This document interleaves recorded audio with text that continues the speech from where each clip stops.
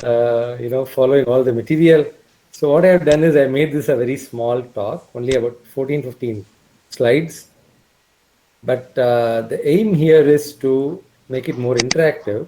So a few slides, I'm going to write down on the screen a few things. And that way, I think it will be more interesting to you. So I'm not going to flip slides so uh, all the time. So when I have to change over and write, that time you may not be able to see my face, but I think it's important to only look at the material, and that's anyway yeah, that's the aim for this kind of a interaction. So I have called my title, "What is really new about 5G?" And it's interesting, if you see the word new or novel, right? Even in our culture, we use the word, for example, for a student, we use the word manava, right? Manava in Telugu, I'm sure means student. In Tamil, it means student. I think it's a Sanskrit word. So, Narasimha, you have the word manava in Telugu for Yes, sir. student? All right. So, in Tamil also, manavan, we say for student. Now, what does the word manava mean? It's very interesting. Nava means new, newness, correct? Yes. Ma in Sanskrit sometimes means not, no. In other words, not new. In other words, what a student learns, our studentship itself, we believe we are learning something new. Because if we say we are not being novel, we are not being innovative, then we are fools. Okay? That is the culture in which we are now growing. So we always want the new. Okay? And so there is something called old, something called new, and this new is what we have to learn and then teach it or do research on it. And this is how we have been pushed. So look at 5G standard. It wants to say, I am new. I am doing something very new, which 1G, 2G, 3G, 4G, none of it had. Okay.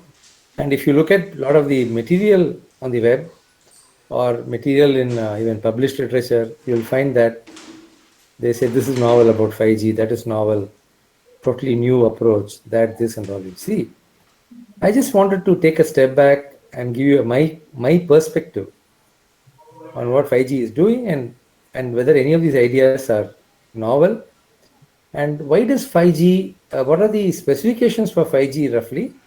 And how does it try to meet those specifications? Okay, this is just a perspective. And so I've divided it into three basic points. First, we'll talk about this notion of spectral efficiency for about 5-10 minutes.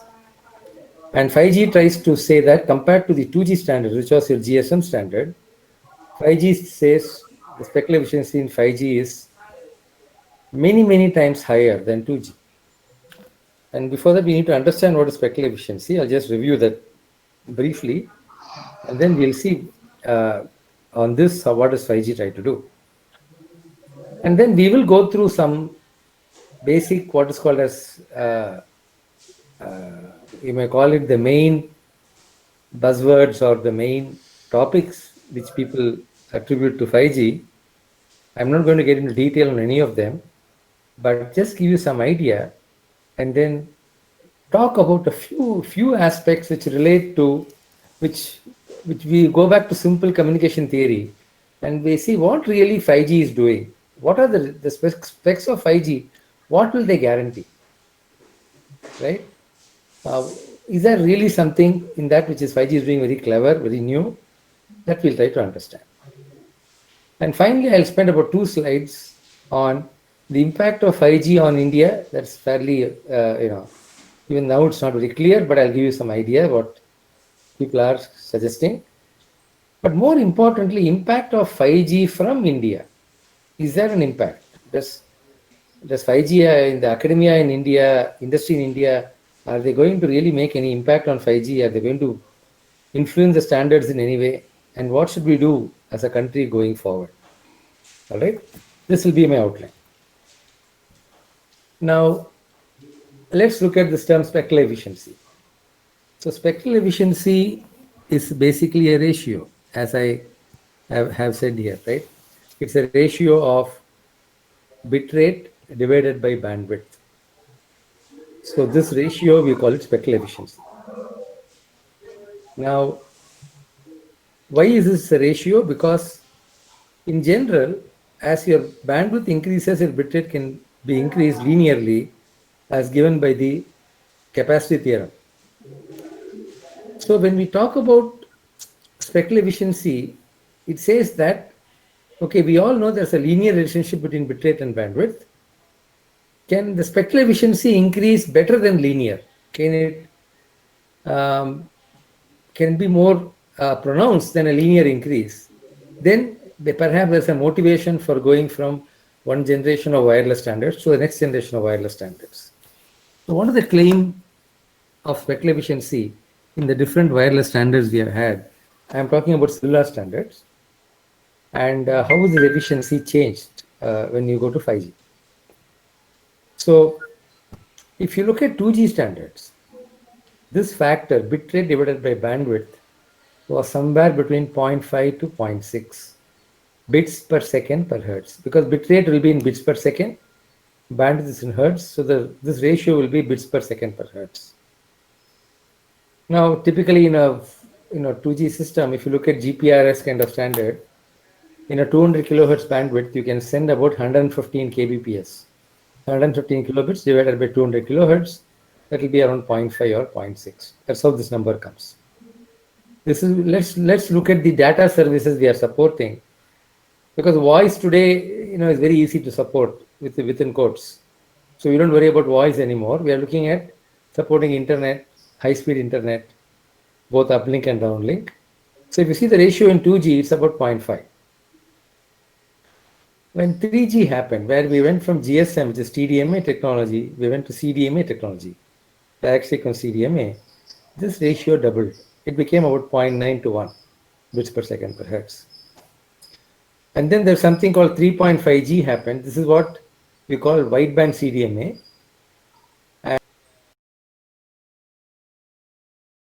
And by Tata Teleservices earlier, that is called EVO services, enhanced voice and data only network. So that one, enhanced version of data only network, that used a standard which is a little bit different from WCDMA. It's more an American standard, and that's why the number was about 0.9.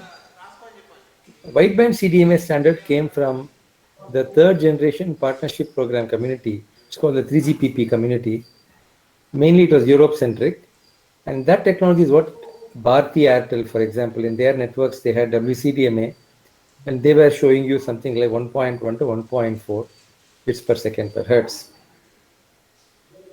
Many of you know what MIMO technology means. MIMO technology would imply not only using multiple receive antennas, but also using multiple transmit antennas.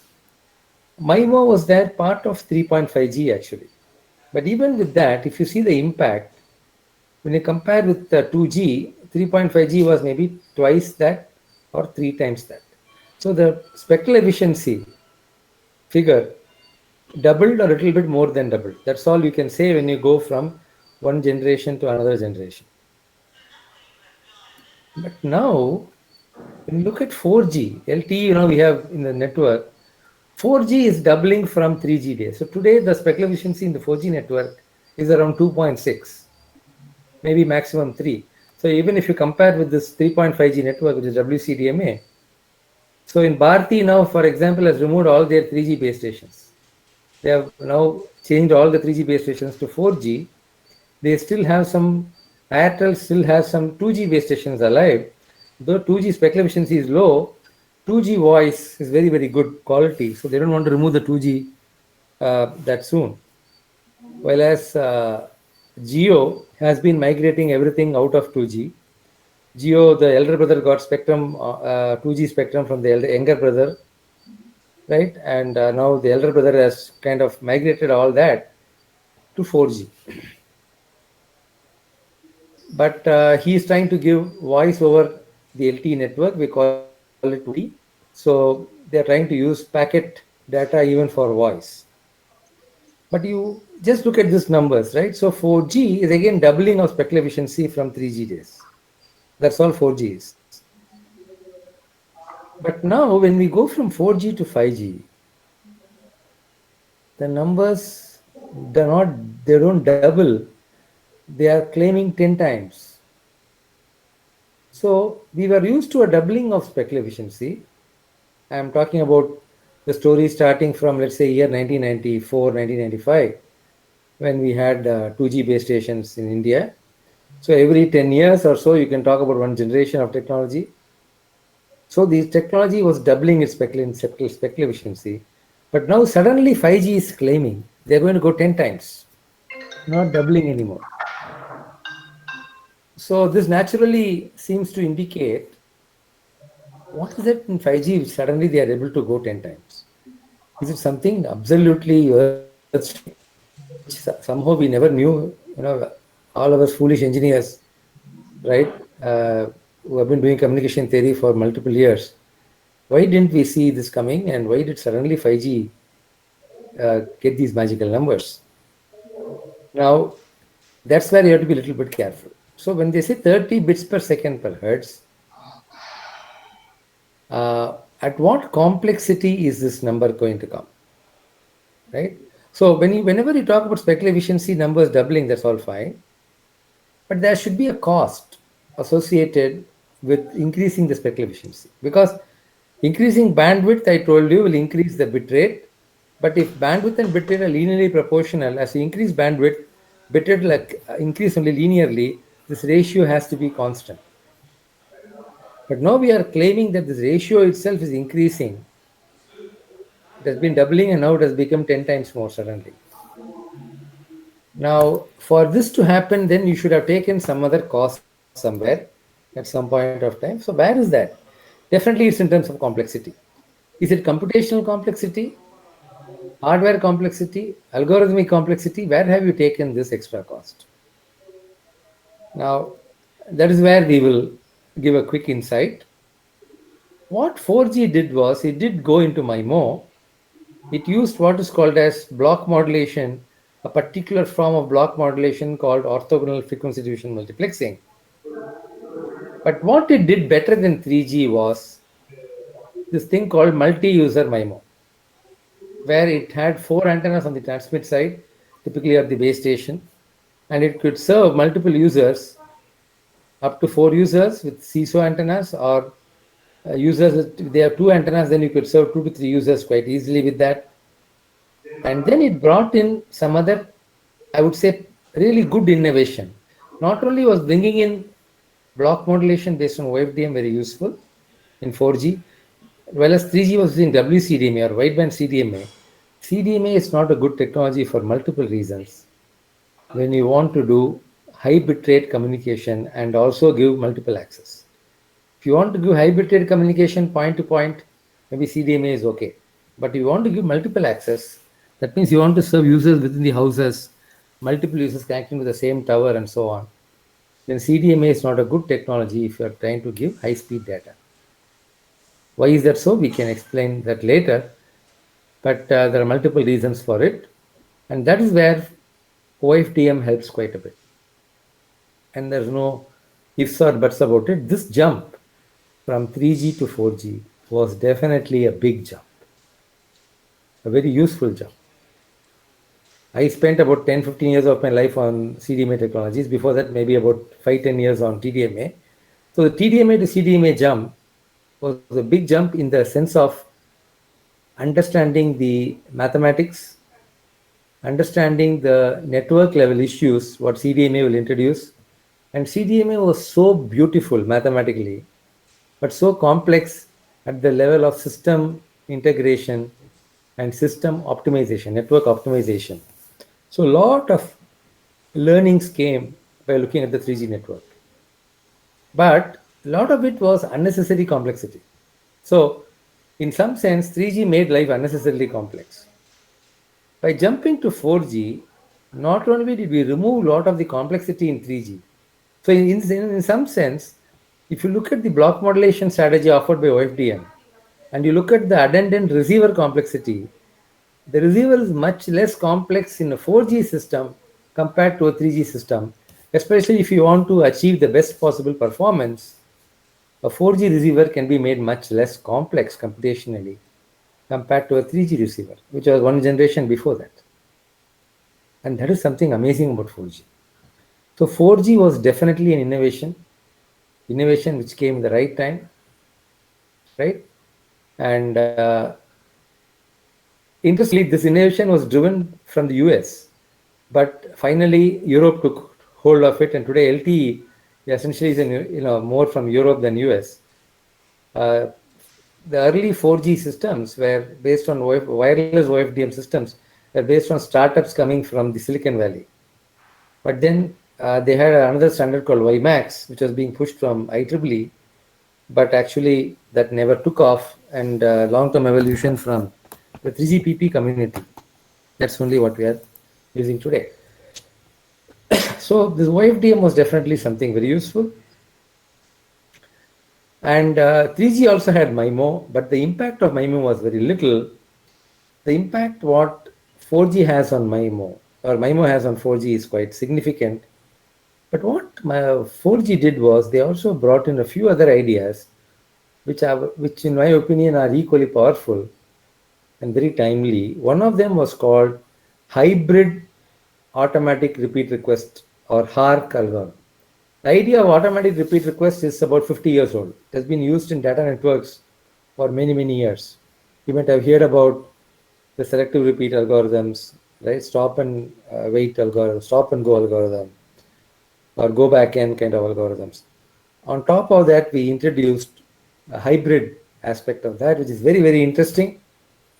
And there's something called incremental redundancy based HARQ. That's what LTE uses. Very, very powerful idea. When you combine that with the turbo coding, which LTE used. And the other thing was what is called as, though you built a wideband system, because our bandwidth became 20 megahertz now here, compared to a 5 megahertz bandwidth in 3G or a 200 kilohertz bandwidth in 2G. Now we are looking at 20 megahertz bandwidth in 4G. Though the bandwidth is 20 megahertz, a user can be scheduled in much smaller bandwidths, in a sub-band within this 20 megahertz band. So though you have a 20 megahertz receiver, your data can coming within a narrow band within the 20 megahertz. This opens up the entire area of narrowband scheduling, which is a very powerful idea. And like this, there are a few other ideas along with MIMO made 4G a very, very good standard. And today LTE is a very, very well accepted standard. Now, why then jump to 5G? 2G, I told you, was TDMA. 3G was CDMA. The waveform was very different. 4G jumped to OFDM and OFDMA. Again, very different waveforms. 5G, the waveform is similar to OFDM. Actually, matter of fact, the waveform is OFDM. So 5G has not really changed the basic waveforms they're going to use. But they have brought in certain other massive changes. They talk about massive MIMO, many, many more antennas in the transmit and receive, massive bandwidths, and the idea of what is called as carrier aggregation. So 5G is supposedly disruptive, and this disruption, does it automatically give you 30 bits per second per hertz? One aspect what 5G does, and that's why these huge numbers are coming, is because of the huge number of antennas you are putting on the transmit side and receive side. If you can do this, if you can take this cost, then your spectral efficiency can scale higher than linear, and that's what 5G seems to indicate. When we talk about spectral efficiency, there are multiple notions of spectral efficiency we need to be concerned about. One is called the peak spectral efficiency, but you just take one transmitter and receiver in the network. What is the peak number of bits per second per hertz they are using? But this peak numbers can be anything, can be even 100, but it doesn't really matter. That would be for a very good user who's well situated in the network, very close to the base station perhaps, seeing no interference. You'll get very good performance for him. But then there's something called average spectral efficiency. On the average, any user in the network, anywhere in the network, what does he see? Then averages can also sometimes lie. So you look at the cell edge users. Who are cell edge users? The users who are seeing within quotes poorer signal quality or poorer signal to interference ratio quality. That is, their signal may be strong, but interference also strong. Even then, they are called cell edge users. What is their average cell edge spectral efficiency? Okay, so these notions are very strong in 4G. So we should not only look at the average for every user, we also look at the average measured only over the poor users in the network, and that also we try to make it higher. Having achieved a basic rate for the poor users, you try to maximize the average rate overall. That is the game what 4G is trying to do.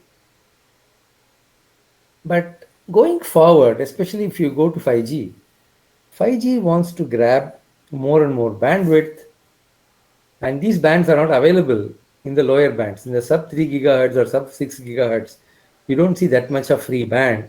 So it is trying to grab bandwidth higher. Earlier it was trying to take bandwidth in 60 gigahertz, and then they settle for something between 24 gigahertz and 27 gigahertz. But even that, they may not be getting initially that much bandwidth, especially in India. But nevertheless, they are trying to use bandwidths in the sub 6 gigahertz as well as bandwidths in the 27 gigahertz. In 27 gigahertz, the coverage will be very poor because in those kind of spectral bands, the RF energy, RF power falls down very fast with distance.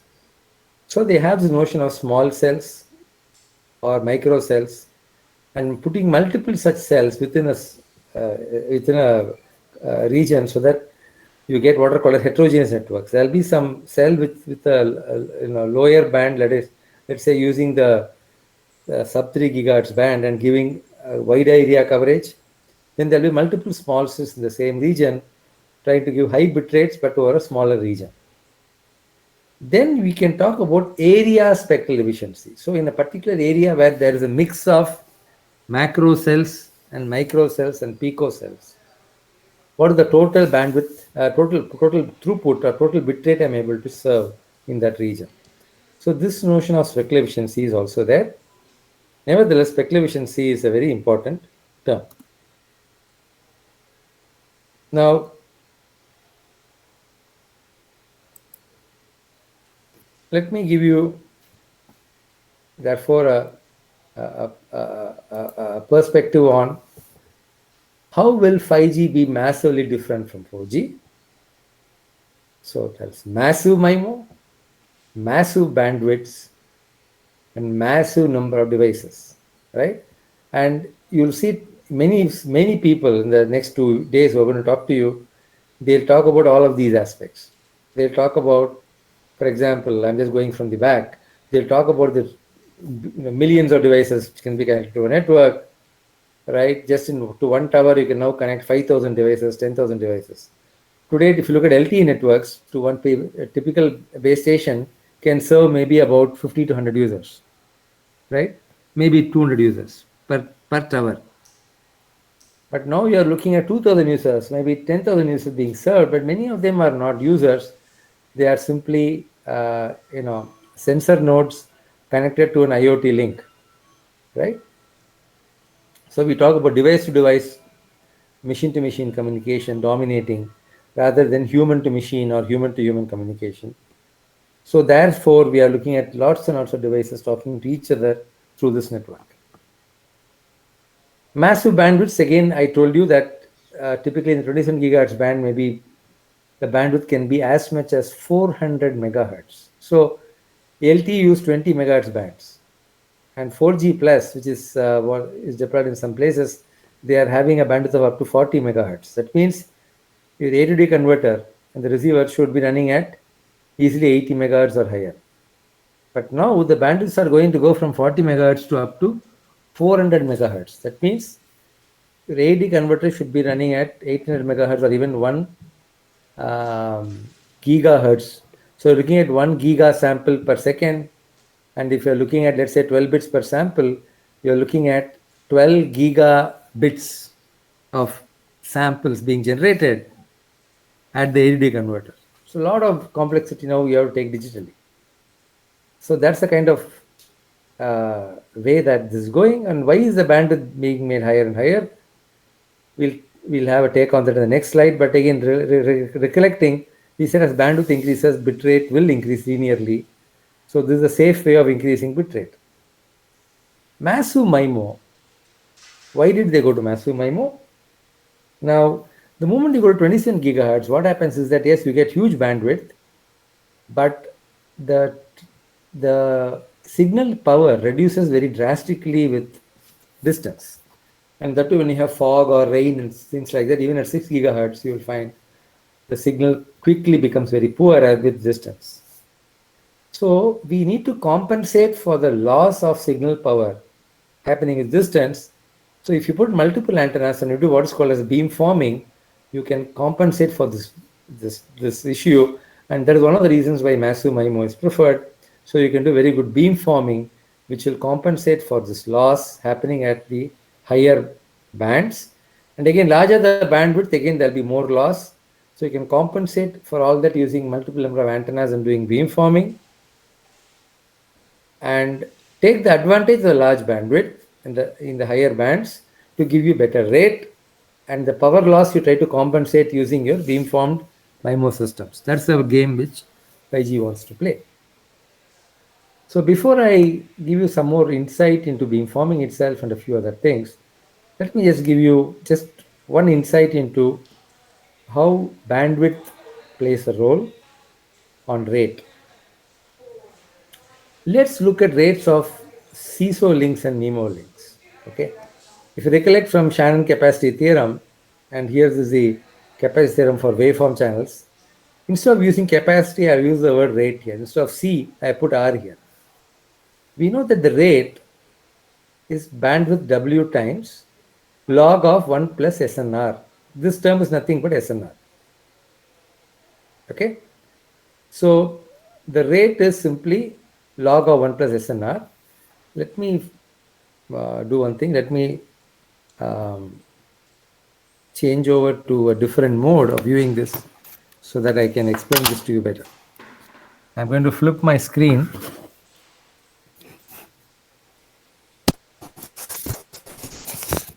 So that I can now write on this. So now you can see that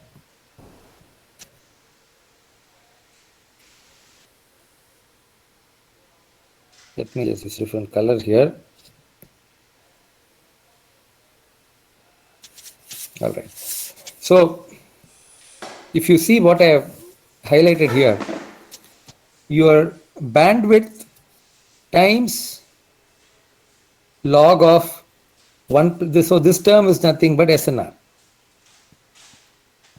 right?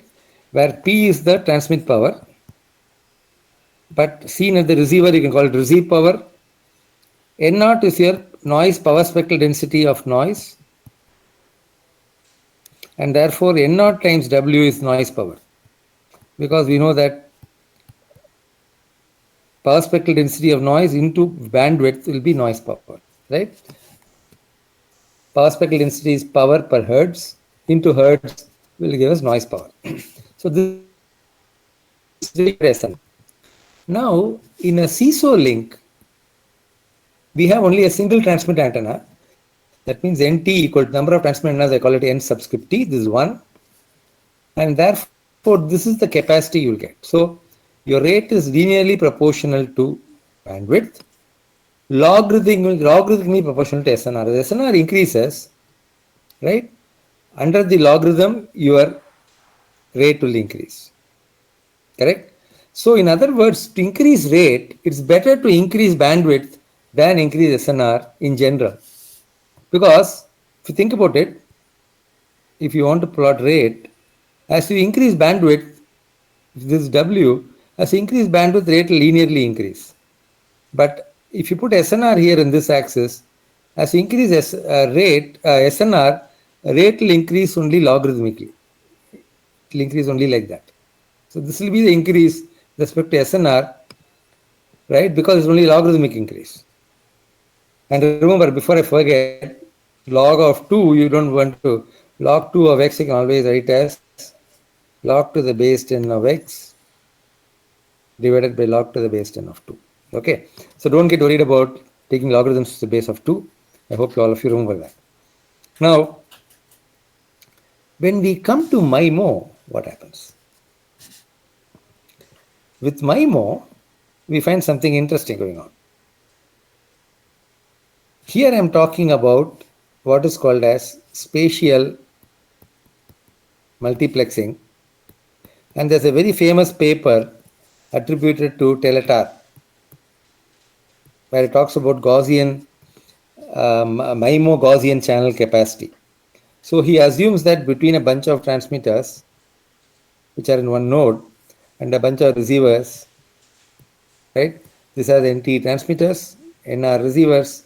He assumes that these links are all IID, right? And then he says that if I have total power P and it's getting divided across NT transmitters, where every transmitter gets the power P by NT, then he says the total rate over the NT transmitters will be W times NT. So now what we find is the rate increases linearly with both bandwidth and with number of transmitters, which is very interesting. Here the rate increases linearly only with bandwidth, but now if you can do MIMO, there is a promise that your rate will increase also linearly with the number of transmitters. Not only with, so that's why I said speculative efficiency can be made higher if you bring in MIMO, at least on paper, that seems to be correct. But as you can see, this term is reducing, SNR is reducing because of this P by NT factor. But this reduction is again only logarithmic hit, but this is a linear increase. So when NT increases, your rate will increase nearly linearly. Though the SNR will reduce logarithmically, logarithmic decrease is more than compensated by the linear increase, and therefore there will be an effective linear increase of rate when you increase the number of transmit antennas. But what does it mean? Your complexity is increasing in terms of hardware complexity. You have to increase more. But then can you keep putting more and more transmit antennas on the same box? That's the question. Shouldn't there be some kind of diversity spacing between these antennas?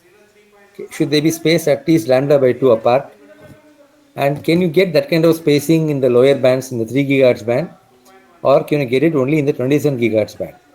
So those issues crop up. Okay? And this kind of system is okay if your link budget, this link distance, let's say this distance d meters away, if the link budget is sufficient, then this kind of discussion is okay.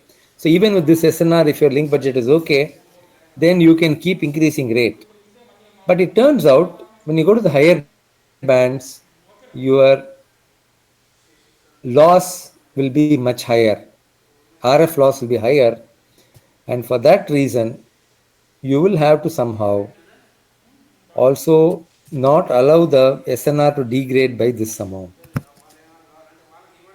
So people do something, 5G also does a lot of what is called as beamforming. So in beamforming, what we do is we don't use multiple transmit antennas to send different streams to the user. So though we have multiple transmit antennas,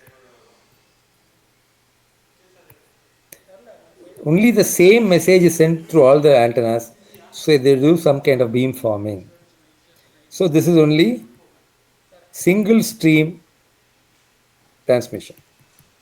Whereas here in MIMO, we talked about spatial multiplexing, which means I am sending through NT antennas, I'll be sending NT streams, NT different data. But here I don't do that.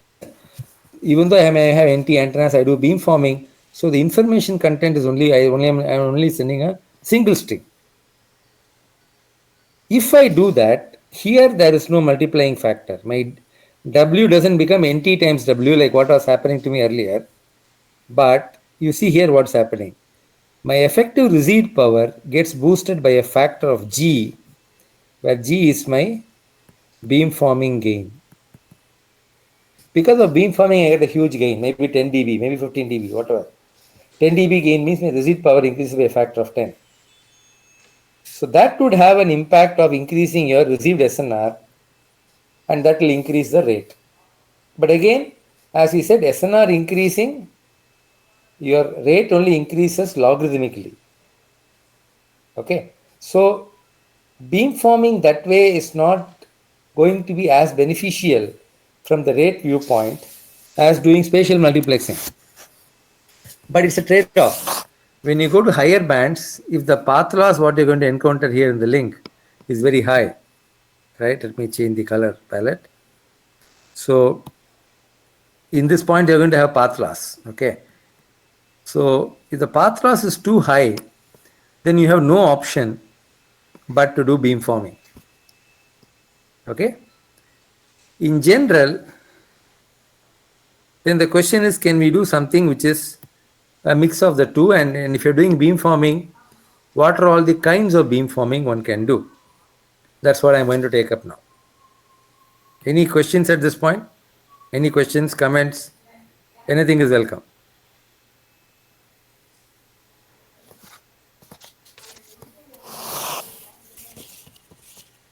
Okay. Now in beamforming, again, what I'm telling you is earlier we had this notion of beamforming, it's called analog beamforming, where we had multiple antennas and on each antenna we could put what is called as a phase shifter. Let's say 1, 2, I have NT or NR, okay, let's put NT antennas, and each one is a phase shifter. Then I combine them, and then there will be an IF stage, and then I'll have my, for example, my ADC, and then it will go into my receiver. I'm talking about the receiver side beamforming, for example, on reception. Okay. IF stage will have your mixer and so on, right? ADC, of course, if it's a complex signal, then you'll have an in-phase arm and a quadrature phase arm. You'll have an ADC for the in-phase arm, one ADC for the quadrature phase arm. But that's all. You have only one chain. Okay. So this was called analog beamforming, and this was what we were doing for radar and sonar. Right? I'm talking about 1950s onwards. We have been doing this. Okay. Now, in the year 1994, we talked about what is called as smart antennas. And that brought about what's called digital beamforming. Here, after every antenna, you have an IF stage,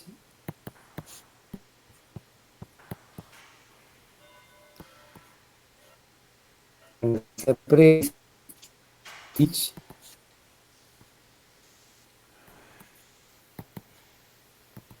link, and then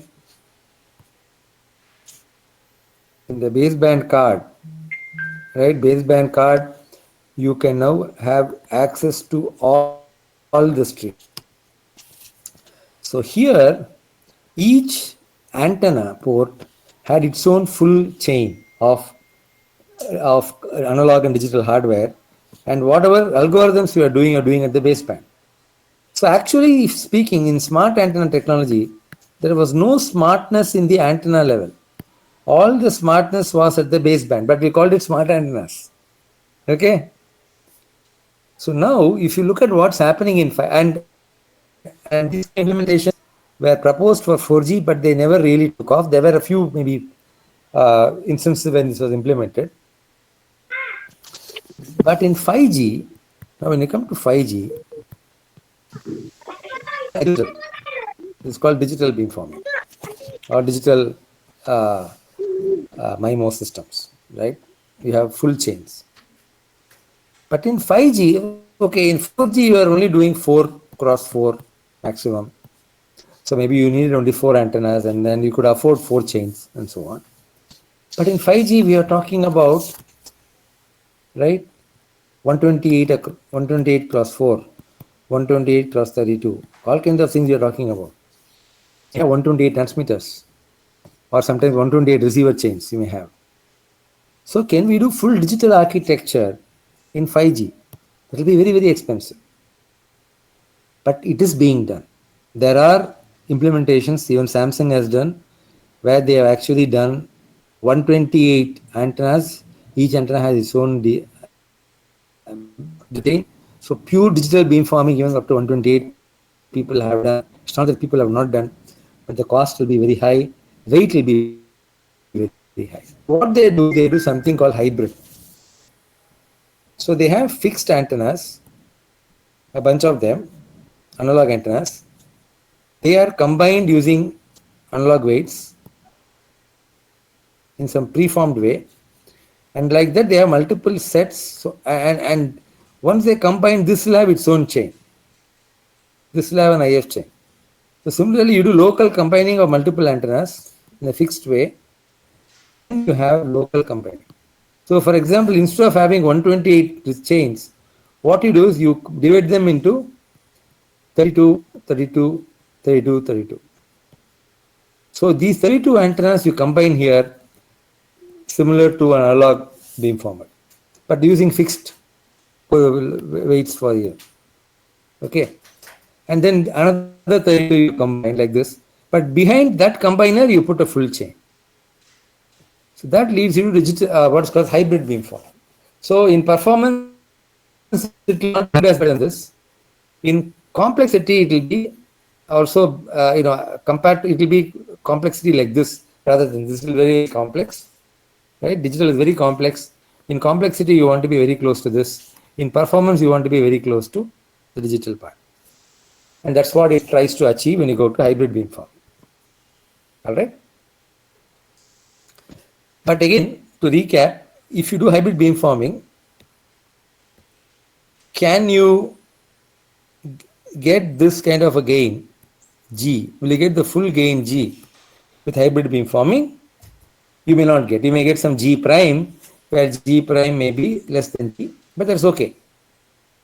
This full beamforming gain you will get if you do full digital implementation. Okay, but that may be very expensive, but it's a trade-off we are looking at.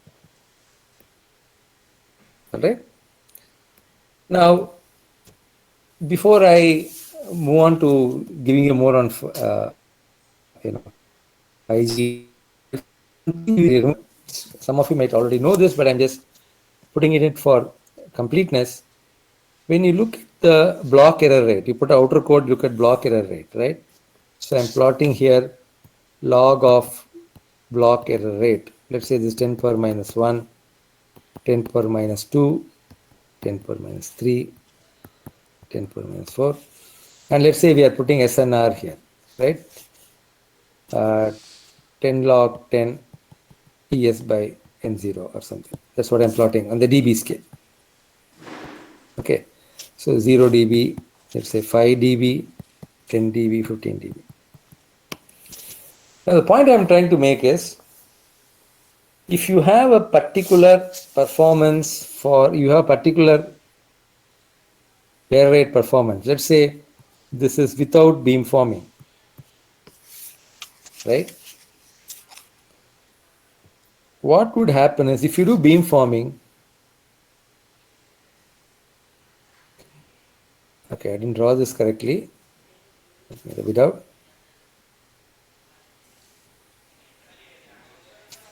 This will be with beamforming. In other words, this graph will shift to the left. The shifting to the left means what? You get a better performance, right? The shape of the graph doesn't change, but there'll be a shift, right? The entire error rate curve will shift And if you're doing something stupid, your curve will shift to the right. That means you need higher SNR to reach a particular BLER. Correct? Now, so with beamforming, you will do better than without beamforming. Now, similarly, remember, if you are having a performance, let's say, like, okay, uh, if you, instead of this, let me just give one more color. Instead of doing beamforming, you use the multiple antennas to give you diversity. Then what will happen is this graph, the shape will become something like this.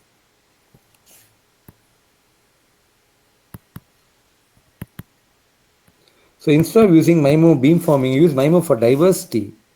You find the slope is better. The slope becomes sharp. But what you find is it doesn't shift the graph, it changes the slope of the graph. Now, in general, you would like to have both. You would like to have a better slope and you'd also like to get a shift. So, are there MIMO techniques which will do that? And there are a few, but I don't. And then there is something called, many of you might have seen, the so called diversity multiplexing trade off, right? There is a lot of work on this. So, this is a um, uh, you know fairly rich area. It used to be a rich area of research, but now kind of people have understood it by and large. There's always this trade-off, right? I mean, we like to make the slope better. That means this diversity will help you, provided you are operating in high SNR. So provided you are operating in high SNR, diversity is going to help you and you can make the slope better. But what happens if your SNR itself is poor? Then you want to give the beamforming gain and shift the graph to the left. So that's the kind of game you have to play. All right. So with that, I'll go back to my more of using just the slides to give my talk. I hope you got some, I would say, feel for uh, the impact of beamforming beamforming versus multiplexing on performance. So with that, let me proceed. Any comments at this point? Okay. How much more time do I have? Can you tell me? Sir, you can go up to for 340, sir. 340. Okay, I have another about 20 to half an hour to go. So I'll try to give you a. I have only some 4 or 5 more slides, but let me try to make it interesting. And I hope I didn't always, none of you have wandered off in the middle. If you have any questions, comments at this point, you please tell me. I'll try to address it. All right. Now, what is that really which is new about 5G? Okay. 5G talks about a new air interface design. So, what is new about 5G? Honestly, if you see 4G uplink, it used to be something called single carrier FDMA. This used to be the 4G uplink. What has 5G done? It has added to it OFDMA on the uplink. Okay, why? And why didn't 4G have OFDMA? OFDMA as an idea was there even in the WiMAX standard, which was even before 4G. Even before LTE, we had the WiMAX standard, 82.16D/E, it had OFDMA. But LTE said we'll do something better and it went to SCFDMA. Why didn't they accept OFDMA? Because of IP level issues, intellectual property issues. This was actually a better waveform, but LTE did not accept it at that point because of political one-upmanship as well as royalty issues. So they went and did their own waveform. But they realized this waveform has some problems. and all of us knew it. It's an open secret, right? So when in 5G, what has happened is all the major players have now come back together. They are not fighting each other. They are fighting. I mean, they are all kind of pushing it together. And countries like India, we never had a voice, and now we are simply swallowing it. Okay. The big thing which has happened in 5G is China has taken leadership of the standards. China was nowhere in standardization in the 2G world, 2G time. Even in 3G, China came up with its own standard but couldn't push it in. But it made it part of 3GPP, though nobody implemented it outside China. Okay. In 4G, China was pushing the TDD version of 4G. So the TDD standard, what India uses, time division duplex standard, parts of it came from China. So they have learned everything about it. And now today, Ericsson, Nokia, Alcatel, Qualcomm, Samsung, they are all second. 5G is totally driven by China. And China said, let's have OFDMA back on the uplink, and that's it, it's back. Nobody can stop it. Similarly, China pushed the polar codes for the control channels, and that's it, it's there in the standard. In 5G downlink, there are three basic, you can call it services, you can call it network slices, or, and based on this, there's a numerology. So the three of them are enhanced mobile broadband. This is the evolution of LTE, the mobile broadband numbers from 4G to 5G. Okay. What is multiple numerology? Multiple numerology simply means in 4G standard, the OFDM subcarrier width was kept at 15 kilohertz. That was never changed. It was only changed for what are called as the uplink, pseudo random access channels. They had a different numerology, but that is only for a very small portion of time, right? But the remaining all waveforms for the entire uplink and downlink, the basic building block was a 15 kilohertz channelization or subcarrier width. Based on that, you can define LTE fully. All right. Now, when we went to 5G, we are doing multiple things. We are not only using 15 kilohertz bandwidth for the subcarriers, sometimes we are also using 7.5 kilohertz, which is actually smaller. Sometimes you are also using 30 kilohertz, which is larger. So they have multiple numerologies in the standard, depending on the application. For enhanced mobile broadband, maybe 15 kilohertz is good enough. For machine-to-machine communication and for narrowband IoT, they have a different set of numbers. And then they have a third basic support, which is called ultra reliable low latency communication, URLLC. Here, their band is spacing maybe 30 kilohertz or even higher. Here, they want to do something very interesting. They want to support very, very low latency for multiple reasons. One reason, which I would say is an honorable reason, is to ensure that you can support beamforming applications better. See, in beamforming, receive beamforming is one aspect, but transmit beamforming is where you have to do a lot of work. But to know where to beamform and whether this kind of beamforming is good for a user or not, you need feedback from the user back to the transmitter. That feedback has to come very fast. That was one of the motivations they were starting to put in trying to define low latency feedback from the user back to the base station. But then they realized there are many applications such as robotic surgery, they claim, but generally looking at applications in multi-party gaming and so on, collaborative gaming and so on, where they need low latencies. So this ultra reliable low latency communication is one of the hallmarks of 5G. What they do here is, at one level is interesting, at another level is terrible. For example, the URLLC packets, the base station can actually stop transmission of enhanced mobile broadband packets or even M2M packets and replace them with URLLC packets. They can simply cut this link and introduce this whenever they want.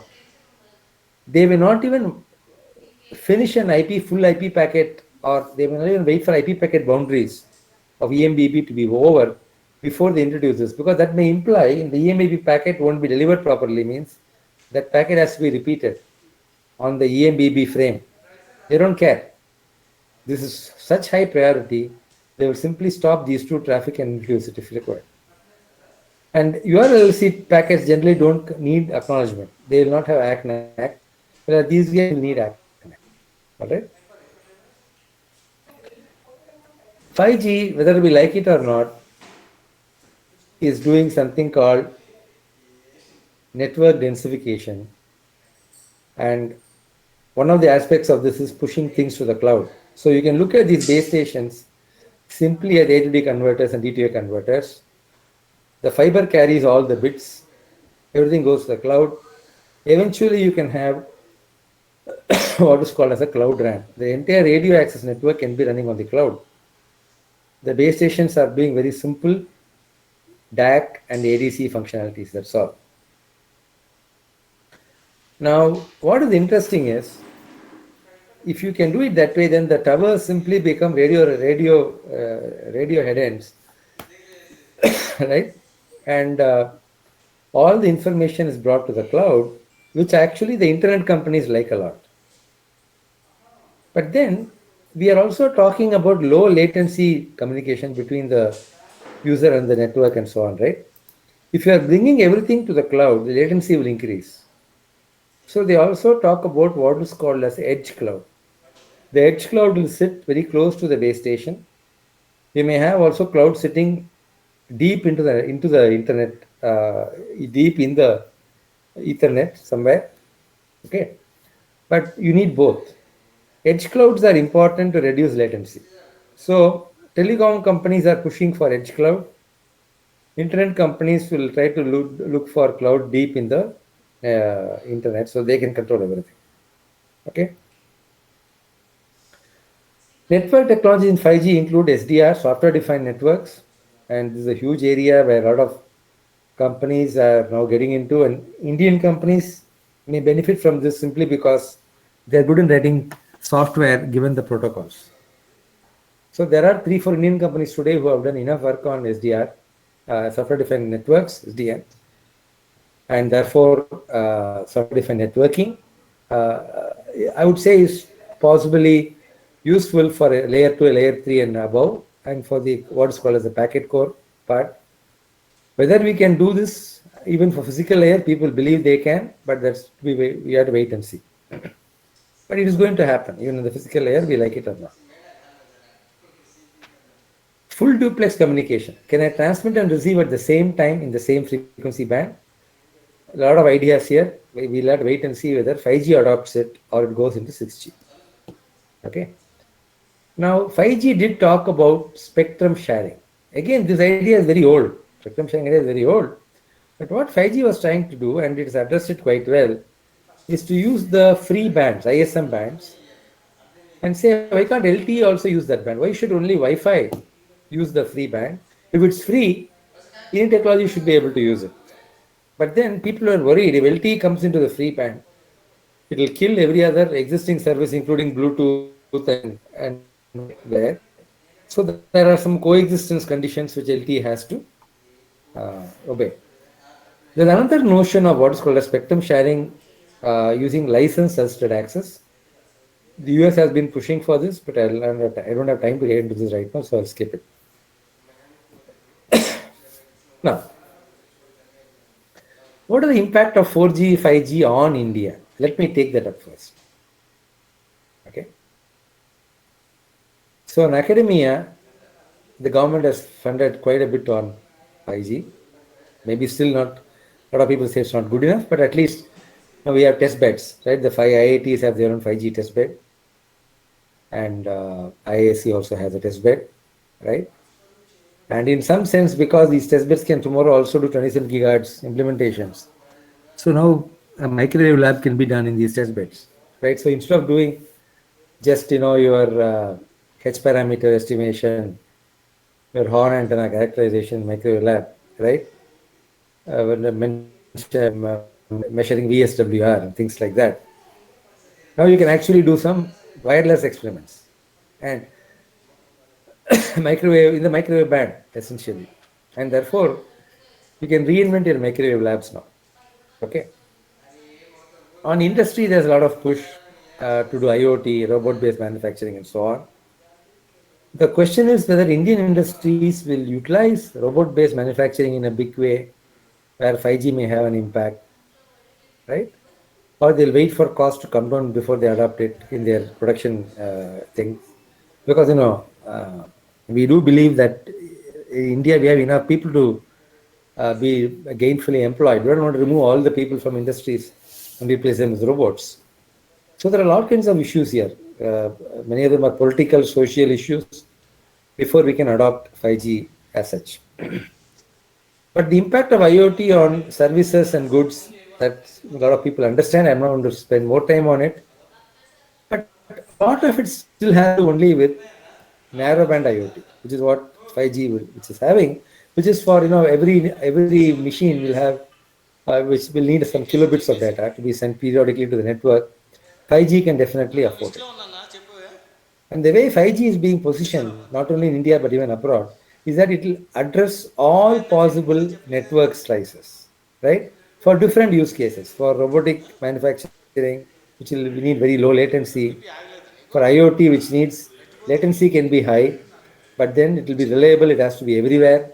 Whether the container is in the ship or container is in the land, whether it's moving on a truck or inside a godown, you want to reach the container, the IoT on the container. So all kinds of interesting issues come up there. Can 5G serve all those use cases? That's the question mark.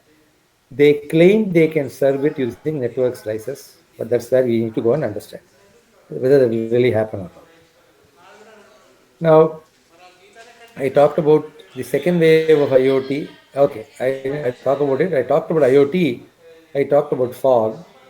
Now, people believe that once machines can communicate to machines, and there can be AI or machine learning involved in learning all these interactions, then you are looking at essentially, and then machines can also get to do an action, right?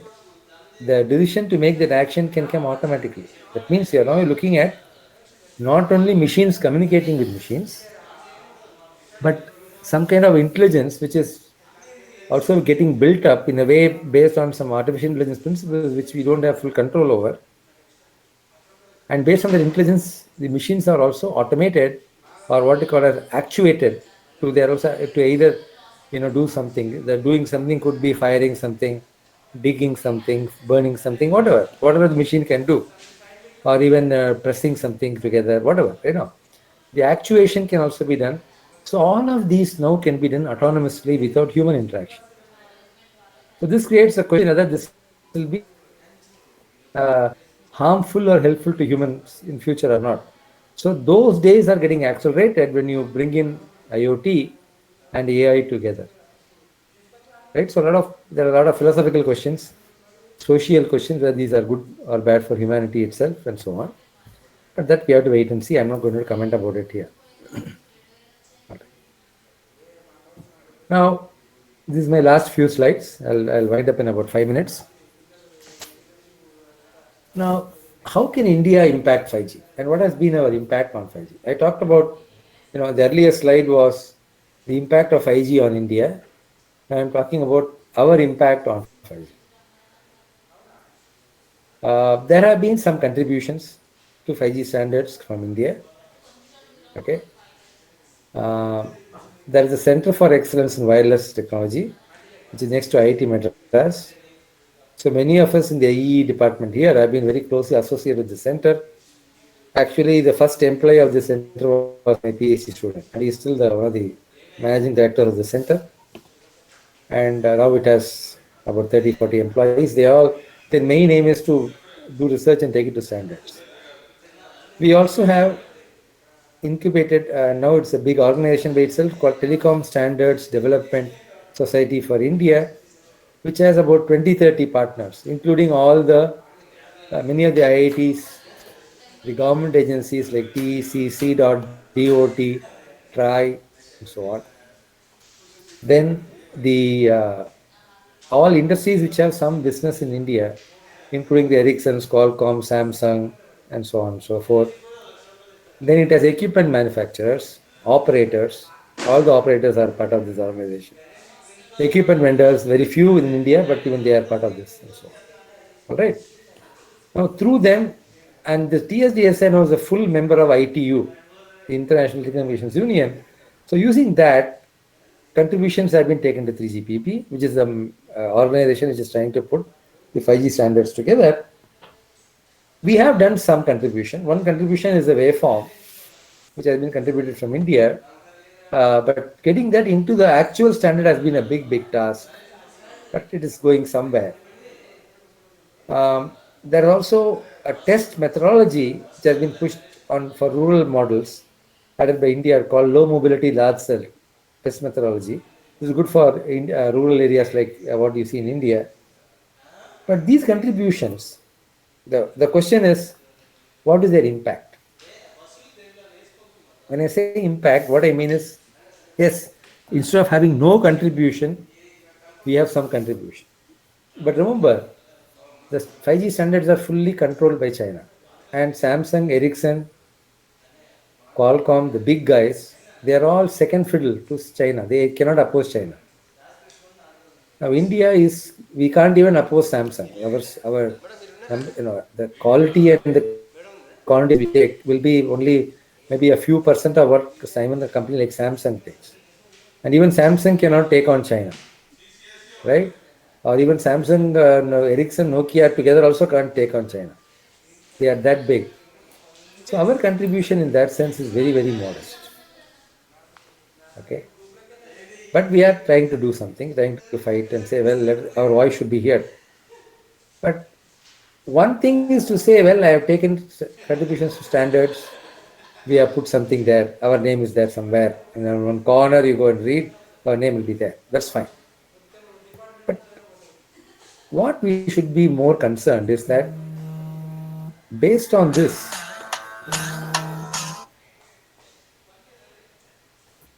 can you get actually, can you get commercial advantage? Right? What is the commercial advantage because they have taken contributions to the standard? That unfortunately is very small. That may be, I would say, advantage in terms of learning that I never doubt. By doing this, and why even we are running this kind of FDP for faculty, we will learn about the standards. We learn about all the, different aspects of MIMO, the way pilots are arranged, beamforming, nozzle azimuth, elevation beamforming, so many issues, right? Which are in the standards. But learning is one thing. How do we make commercial value from it as a country? That's where I believe we have not really done much. And this is something very worrisome. Whereas China has not only made an impact, it has captured the standard. It is doing whatever it wants. We are nowhere in the picture. Okay.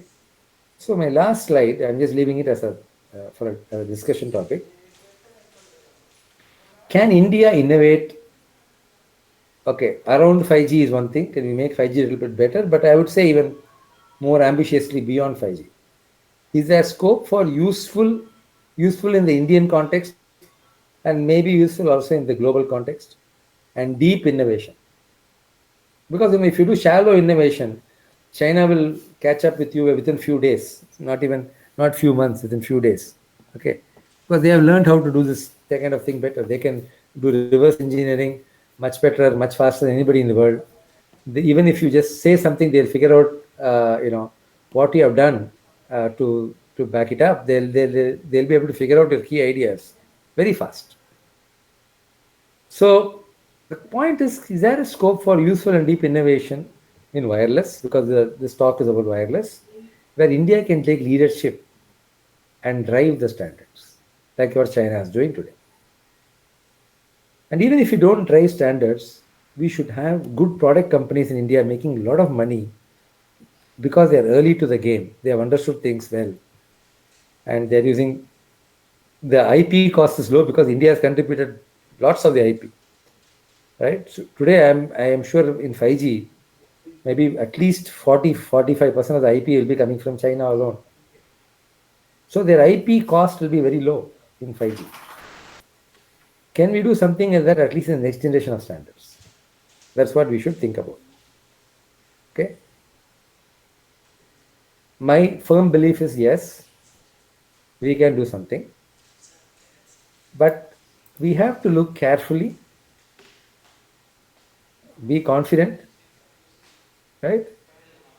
But we have to also look at fresh eyes. When I say fresh eyes, what I mean is just because the world is going in one way, we need not follow that way.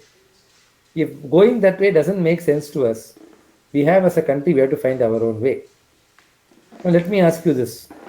So many of you, you are living in Warangal or in Hyderabad or wherever you are living. Are you happy with the 4G coverage you are getting in your own town or city?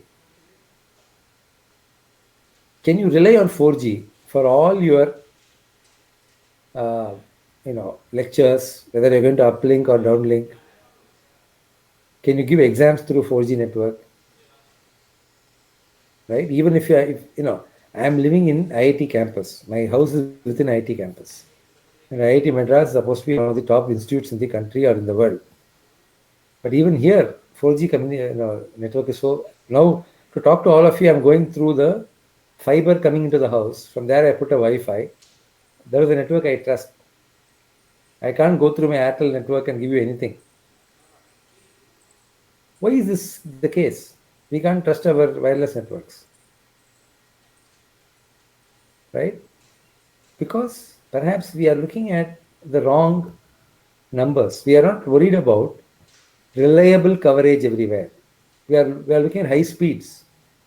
Is high speeds the real issue or reliable, sustained coverage everywhere is the issue?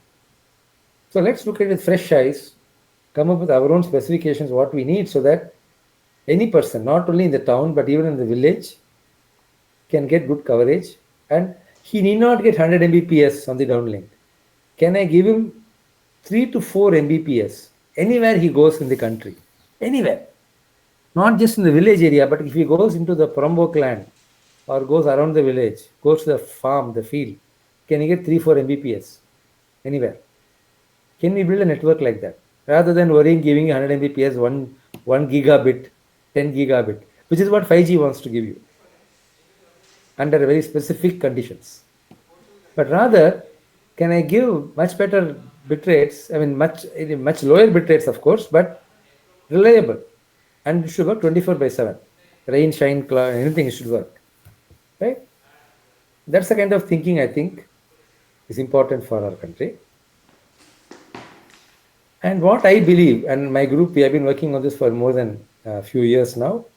When you look at the sub 1 gigahertz spectrum, we can do some very interesting innovation. One of the ideas where I have personal interest and a lot of insight based on the research we have done, even hardware development we have done, some what is called as multi-operator spectrum sharing. But we also realize that slowly our access networks will also be starting to do more and more what is called as RF sensing.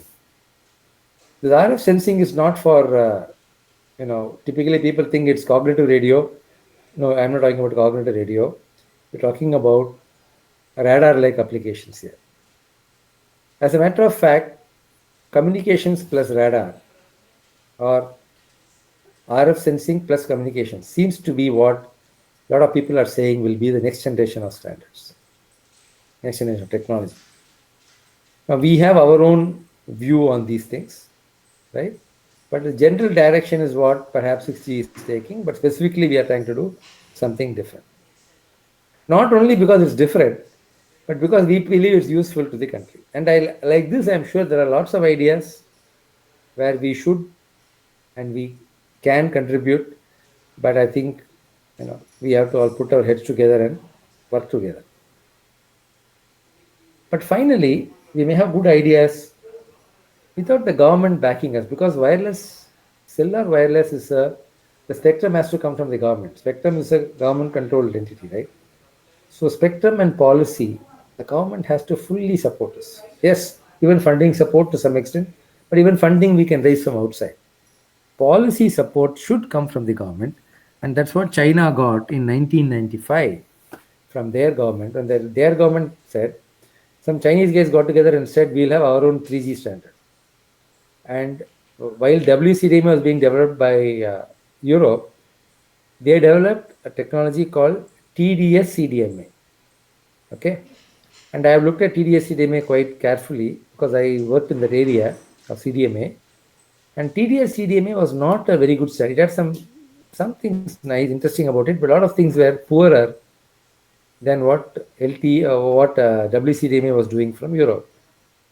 But still, the government said we'll reserve spectrum for this technology because coming from China, Chinese government said 50% of all spectrum will be reserved for our technology. So our companies will learn how to build a technology from IPR all the way to products, deploy, fine tune algorithms, fine tune products, and learn. Doesn't matter if it costs us a few $1 billion in learning, it's worth learning it as a country. That's what they did.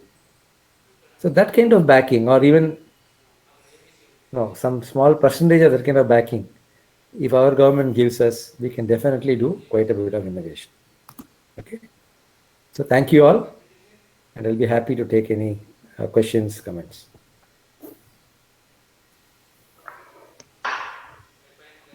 Thank you, sir. Thank you very much. It's a wonderful session, sir. And Thank we you. we get a we learned a lot from this session, sir. A thought-provoking presentation, and at the end,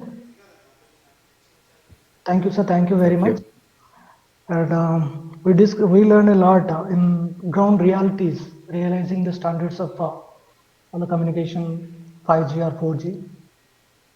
Thank you, sir. Now I Thank request all the you. participants to take part in the query session.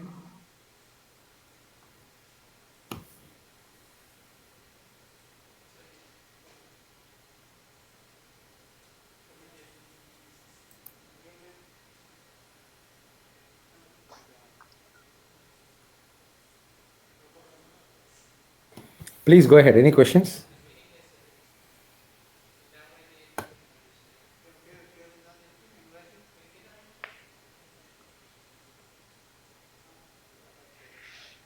Yeah, it seems no more, sir. Yeah. Now I request our principal sir and coordinator of this program, sir. Can you please thank our today's resource person?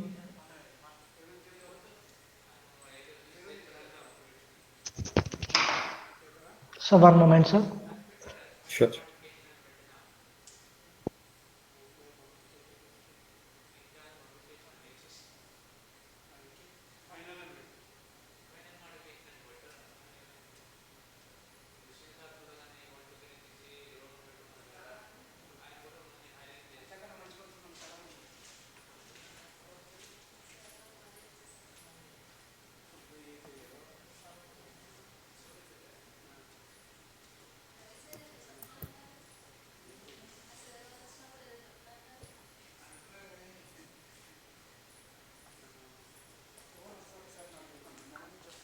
Sir, sorry, sir.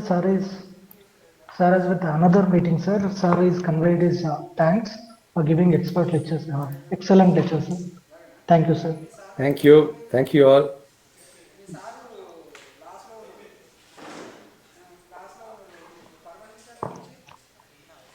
Thank you all. Thank you, sir. Thank you very much, sir.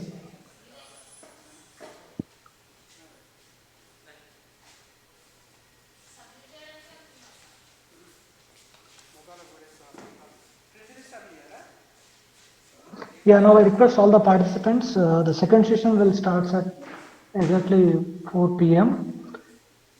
And now you can leave the meeting and you can join the second session exactly at 4 p.m. Thank you.